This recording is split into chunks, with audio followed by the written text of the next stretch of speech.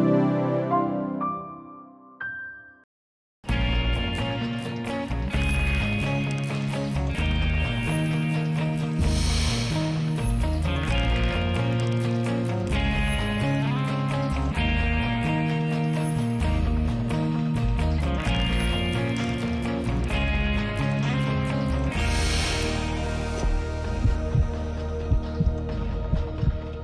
14h.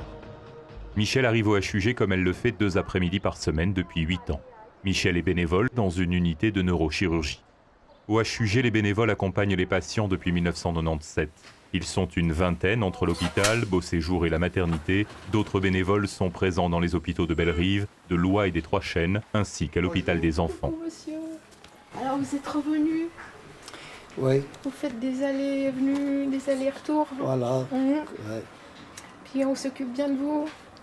Oui. Vous êtes content? Très content. Le rôle de la bénévole dans notre unité de soins, c'est de visiter les patients régulièrement, de passer un peu un moment avec eux et de discuter sur autre chose que forcément la maladie ou le diagnostic qui les préoccupe dans leur temps d'hospitalisation. Mon travail, moi, c'est d'écouter tout ce qu'ils ont à me dire. Et ce que je préfère, c'est lorsque on a parlé de la maladie, on part ailleurs. Ils vont m'emmener dans leur vie, ils vont m'emmener dans leur voyage, ils vont m'emmener dans leurs espoirs. Et c'est beau, c'est comme quand on lit un livre. Mais là, c'est la vérité. Parce qu'en fait, ils sont dans leur lit, ils ne sont pas coiffés, ils ne sont pas habillés, il n'y a pas leur compte en banque. On a une relation d'humain à humain. Je crois que sa façon à elle d'être auprès du patient est différente de ce que nous pouvons apporter. Et peut-être qu'au moment où nous n'avons pas toujours le temps dédié à cette discussion, elle est là pour prendre le relais. Chaque année, les HUG recherchent des bénévoles. Pour le recrutement, généralement, on passe une annonce dans le journal. Et puis, on reçoit des appels téléphoniques de beaucoup de personnes. Parce que souvent les personnes s'imaginent que cette activité on peut la faire de temps en temps, une fois par mois ou une fois un week-end quand on n'a pas d'autre chose à faire. Or ici le cadre est autre, il s'agit vraiment d'une activité très régulière, un engagement 2 fois par semaine, 2 fois 2 heures, plus les autres moments qui font partie aussi de l'activité. Il y a une grande sélection qui se passe déjà au niveau des appels téléphoniques. Une fois qu'on annonce un peu les critères aux personnes, elles se rendent vite compte que ça ne peut pas s'intégrer dans leur activité quotidienne. Sans attente, sans jugement. Comment ça vous parle, ça ? Une fois sélectionnés, les candidats suivent une formation au bénévolat d'accompagnement dispensée par Caritas Genève sur 3 mois. La formation à l'accompagnement dispensée par Caritas, c'est de permettre aux personnes qui se destinent à être présentes auprès des personnes âgées, isolées, malades ou en fin de vie, de s'approprier quelques outils, entre autres des outils de communication, des outils de distanciation de ce qui se passe pour l'autre et de ce qui se passe chez moi, et quelques connaissances en lien avec notamment les troubles de la communication. On rencontre beaucoup de personnes qui s'expriment difficilement en lien avec des accidents vasculaires cérébraux ou d'autres situations, notamment dans la fin de la vie aussi, des comas et des pré-comas. Et également de comprendre ce qui se passe pour elles, peut-être de déconstruire des représentations de qu'est-ce que c'est que le bénévolat d'accompagnement et qu'est-ce que c'est qu'être présent gratuitement auprès d'une personne. L'initiation au bénévolat d'accompagnement par Caritas s'est complétée par une formation interne au HUG, centrée sur le fonctionnement et la culture de l'hôpital, ainsi que sur les responsabilités et les limites de la fonction. Après cette formation, le bénévole est intégré dans une unité de soins. Généralement, c'est à la demande de l'unité que la bénévole intègre une unité de soins. Ça veut dire qu'il vaut mieux que l'unité le demande.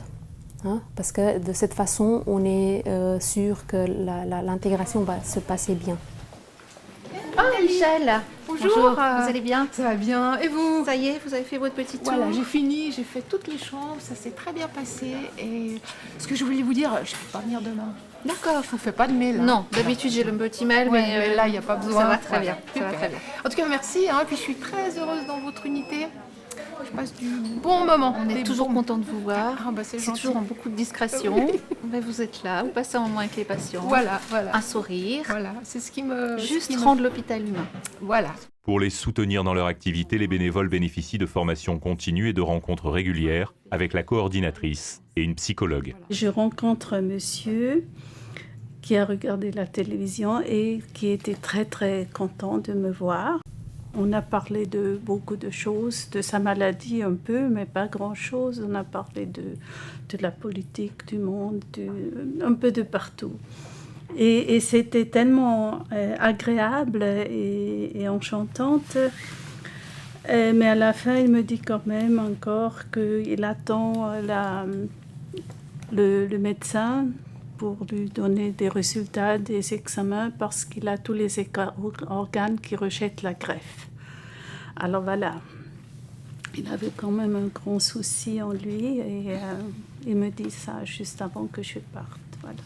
C'est avant tout un partage qui permet de grandir, qui permet de devenir de plus en plus confortable dans ces bénévolats. C'est un partage qui nous permet de nous enrichir des expériences des autres et aussi de les contextualiser dans une activité qui est humainement très riche et ne pas se perdre. On fait du bénévolat parce qu'on aime l'être humain, parce qu'on grandit avec lui, parce que c'est une activité à laquelle on y croit. Et de toutes ces choses-là qu'on vit les uns et les autres séparément, on les ramène pour en faire une richesse commune. Quand j'ai commencé, j'ai trouvé très très difficile.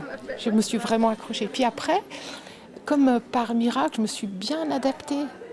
Et maintenant, j'arrive, je suis chez moi, quoi. Je suis à l'aise, je veux dire. J'ai plus ce trac que j'ai eu au début.